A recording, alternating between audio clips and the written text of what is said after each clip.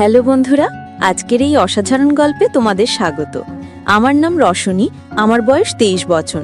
আমার বাড়িতে আমি, আমার মা, বাবা আর বড় ভাই থাকি। আমি এইমাত্র পড়াশোনা শেষ করেছি, কিন্তু এখনো ভবিষ্যতের কোনো পরিকল্পনা করিনি। বাবা চাকরি করেন আর আমার ভাইও যেখানে কাজ পায় সেখানে হাত লাগিয়ে দেয়। আমাদের সবার জীবন ভালোই চলেছিল, আমরা খুব খুশিতে ছিলাম। কিন্তু এরপর আমার সঙ্গে এমন কিছু ঘটতে চলেছিল যা আমি স্বপ্নেও ভাবিনি। একদিন বাবার আমেরিকায় ট্রান্সফার হয়ে গেল। বলে রাখা ভালো, আমরা দেশের বাইরে থাকি, তো বাবা ট্রান্সফারের জন্য আমাদের বাড়ি ছেড়ে চলে যেতে হলো। এখন আমরা আমেরিকায় একটা ভাড়া বাড়িতে থাকতে শুরু করলাম। আমি ভাবলাম এবার আমিও চাকরি করব আর বাড়ির লোকদের আর্থিক সাহায্য করব। চাকরির খোঁজে এদিক ওদিক ঘুরলাম, কিন্তু কোথাও কিছু জুটল না। হতাশ হয়ে বাড়ি ফিরে এলাম। বাড়ির লোকেরা আমাকে বোঝালো, কিছু হয় না, কোথাও না কোথাও চাকরি জুটে যাবে। একদিন গ্রাম থেকে ফোন এলো, আমার চাচার শরীর খুব খারাপ। এটা শুনে বাবা আর মা তড়িঘড়ি গ্রামের উদ্দেশ্যে রওনা দিল। বাড়িতে শুধু আমি আর ভাই রয়ে গেলাম।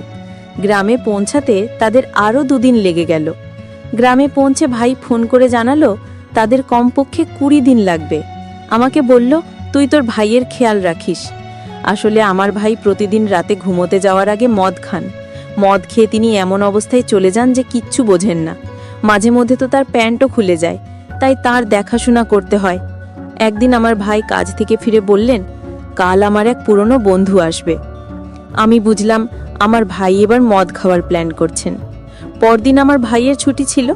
আমরা দুজনে খাওয়া দাওয়া করে ঘুমিয়ে পড়লাম। সকালে আমি যখন বাড়ির কাজে ব্যস্ত, তখন দরজার বেল বাজলো। দরজা খুলে দেখি 30 থেকে 35 বছরের একজন লোক দাঁড়িয়ে। তিনি জিজ্ঞেস করলেন, তুমি কি রাহুলের বোন? আমি হ্যাঁ বললাম। তারপর জিজ্ঞেস করলাম, আপনি কে? তিনি বললেন, আমি তোমার ভাইয়ের বন্ধু। আমি বুঝলাম এই সেই লোক যার কথা আমার ভাই কাল বলেছিলেন। আমি তাকে নমস্কার করলাম।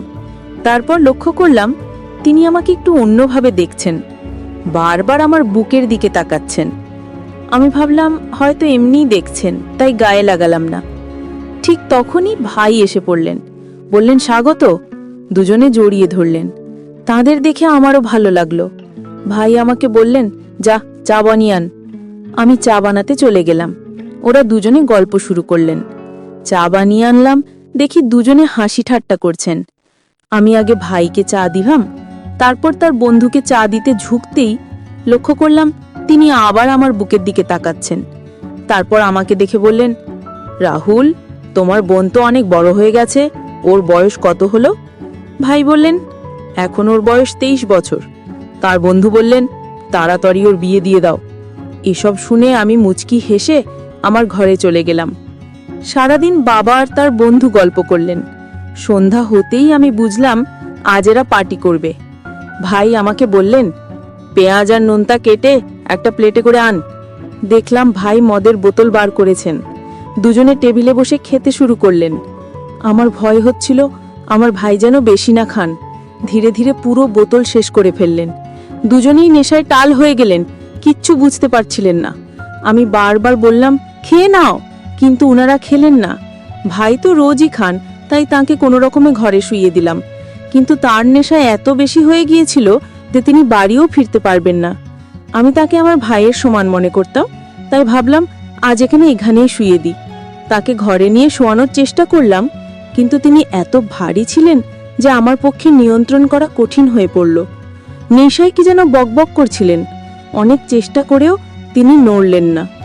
ভাবলাম আরেকবার চেষ্টা করি। বড় কষ্টে তাকে দাঁড় করালাম। দাঁড় করাতেই তিনি 2 হাত আমার কোমরে রাখলেন। আমি ভাবলাম নেশায় আছেন তাই এমন করছেন, কিন্তু তারপর দেখলাম তিনি হাতটা ধীরে ধীরে নিচে নামিয়ে আমার পিছনে রেখে জোরে চাপ দিতে শুরু করলেন। আমি হঠাৎ তাকে ধাক্কা দিলাম, তিনি পড়ে গিয়ে সোফায় আছড়ে পড়লেন। আমি ভাবলাম নেশায় আছেন তাই এমন করেছেন।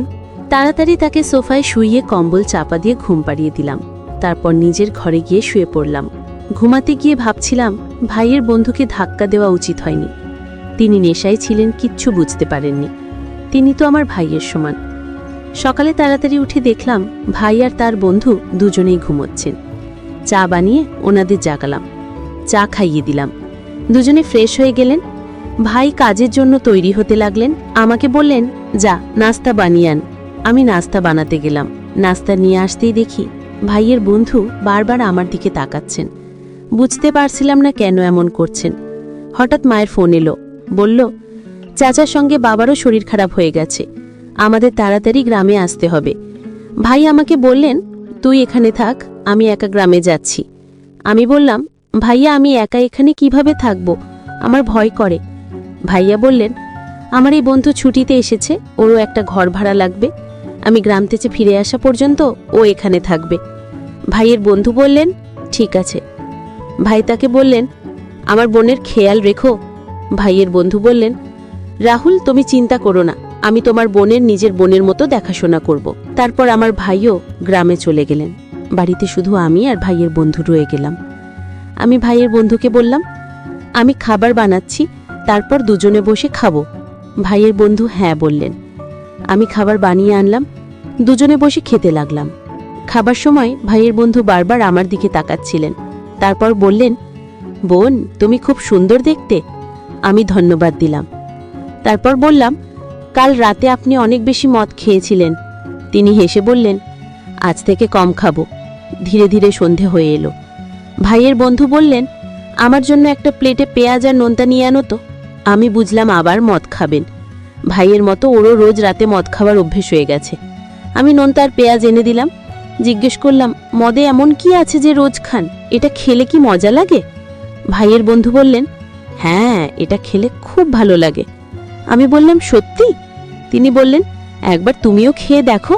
আমি আগে অনেকবার না বললাম, না আমি মদ খাবো না, কিন্তু তিনি খুব জেদ করলেন। শেষ আমি রাজি হয়ে গেলাম। ওনার সঙ্গে বসলাম। তিনি আমাকে এক গ্লাস মদ দিলেন। মদ খেতেই আমার মাথা ঘুরতে শুরু করলো। তিনিও খেতে লাগলেন। এভাবে আমরা পুরো বোতল শেষ করে ফেললাম। আমার মাথা ঘুরছিল খুব, দাঁড়াতেও পারছিলাম না। দেখলাম ভাইয়ের বন্ধু উঠে জল খাচ্ছেন। আমার চোখে ঝাপসা দেখছিল, মাথাটা ভীষণ ঘুরছিল।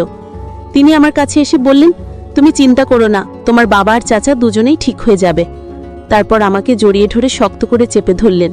দুই হাত আমার কোমরে রেখে বললেন, তুমি চিন্তা করো না, নিশ্চিন্ত থাকো, আমি সবসময় তোমার সঙ্গে আছি। আমি নেশায় ছিলাম, তাই কোনো রকমে কথা বলতে পারছিলাম না। নেশা এত বেশি হয়ে গিয়েছিল যে হাঁটতেও পারছিলাম না। তারপর মাটিতে পড়ে গেলাম। ভাইয়ের বন্ধু আমাকে কোলে তুলে তার ঘরে নিয়ে শুয়ে দিলেন। দরজা বন্ধ করে আমার পাশে শুয়ে পড়লেন। বাইরে খুব জোরে হাওয়া বইছিল। আমার কিচ্ছু মনে নেই, আমার অবস্থা খুব খারাপ ছিল। ভাইয়ের বন্ধু একটা কম্বল নিয়ে আমার গায়ে দিলেন। তারপর নিজেও কম্বলের নিচে ঢুকে পড়লেন। আমরা দুজনে বিছানায় শুয়ে কম্বল মুড়ি দিয়ে ঘুমোচ্ছিলাম। ভাইয়ের বন্ধুর খুব ঠান্ডা লাগছিল, তাই তিনি আমাকে শক্ত করে জড়িয়ে ধরলেন। আমার অবস্থা আরও খারাপ হয়ে যাচ্ছিল। নেশায় আমার কিচ্ছু জ্ঞান ছিল না। তারপর কখন ঘুমিয়ে পড়লাম জানি না। সকালে উঠে দেখি আমার হাত পা খুব ব্যথা করছে। তারপর দেখলাম ভাইয়ের বন্ধু আমার পাশে ঘুমোচ্ছেন। তিনি পুরোপুরি কাপড় খুলে শুয়ে আছেন। আমি ভয় পেয়ে গেলাম। তারপর দেখলাম আমারও অর্ধেক কাপড় খোলা। আমি আরও ঘাবড়ে গেলাম। বিছানা থেকে নামতে গিয়ে খুব জোরে ব্যথা অনুভব করলাম, সারা শরীরে ব্যথা। তাড়াতাড়ি কাপড় পরে হাঁটার চেষ্টা করলাম, কিন্তু ব্যথার জন্য হাঁটতেও কষ্ট হচ্ছিল। ব্যথা এত বেশি ছিল যে আমি বুঝে গেলাম রাতে ভাইয়ের বন্ধু আর আমার মধ্যে কিছু ভুল হয়েছে। আমি ভয় কাঁদতে শুরু করলাম। মনে মনে ভাবতে লাগলাম, যদি এটা বাড়ির লোকেরা জানতে পারে তাহলে কি করব। তারপর তাড়াতাড়ি গোসল করে তৈরি হয়ে নিলাম। বাইরে আসতেই দেখি ভাইয়ের বন্ধু সেখানে আছেন। তিনি আমাকে জিজ্ঞেস করলেন, কাল রাতে মদ কেমন লাগলো, ঘুম কেমন হলো? আমি বললাম, মদ খেয়ে আমি খুব বড় ভুল করেছি। ভাইয়ের বন্ধু বললেন, কিচ্ছু হয়নি, আমার তো কাল রাতে খুব মজা লেগেছে। আমার জীবনের সবচেয়ে বড় দিন ছিল, এমন দিন আর আসবে না। সত্যি আমার খুব ভালো লেগেছে। আমি সব বুঝে গেলাম। আমি আমার ঘরে চলে গেলাম। ভাইয়ের বন্ধুও তার বাড়ি চলে গেলেন। আমি বসে বসে ভাবছিলাম আমার মদ খাওয়া উচিত হয়নি। তারপর ভাবলাম, যা হয়ে গেছে তা হয়ে গেছে, আজ থেকে আর কখনো এমন ভুল করব না। তো বন্ধুরা, এই গল্পটা তোমাদের কেমন লাগলো কমেন্টে জানিও। এমন ভিডিও দেখতে আমাদের চ্যানেলে সাবস্ক্রাইব করো।